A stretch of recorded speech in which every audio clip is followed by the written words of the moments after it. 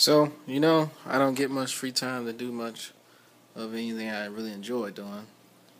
There is a lot of things I do enjoy doing. Telescope is one of them. I want to show you in the dark, of course, how I do things right now, which could change, especially as I get better equipment. Switch camera view.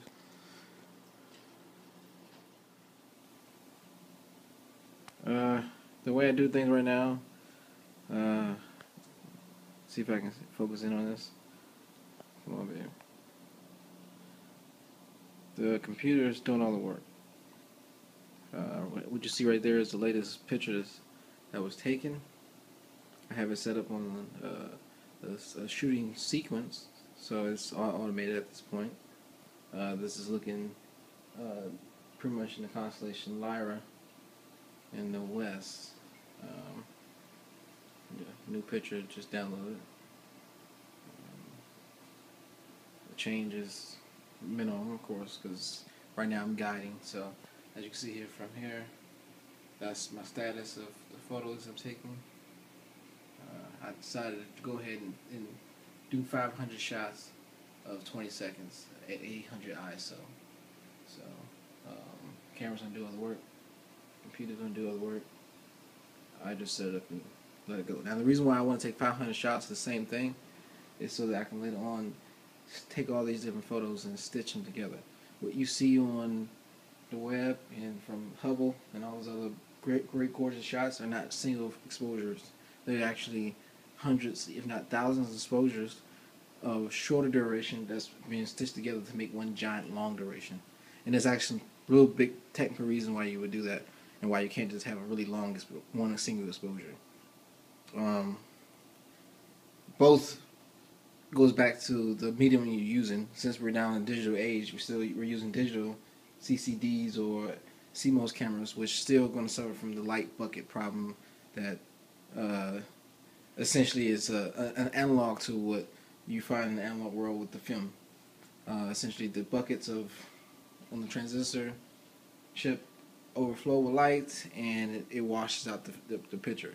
So if you take a 10-hour exposure, even at ISO 100, it'll be a white frame. You don't want that; it's useless. So you got to take many shots of a lower duration and then stitch them together. But this right now is processing through. It's doing the work. This is on the Mac side. I'm running both Mac and Windows on here right now because of the special drivers I need for my mount. Otherwise, I would be running the Mac environment only. This is my, not this. Get out of here. This is the software I use for guiding. Ooh, that's bright. The software here, basically I chose a star in the field of view from my guiding camera on my guiding scope and locks on, and it does the work for me. It constantly monitors that star, makes adjustments to the telescope mount so that that star is always locked on.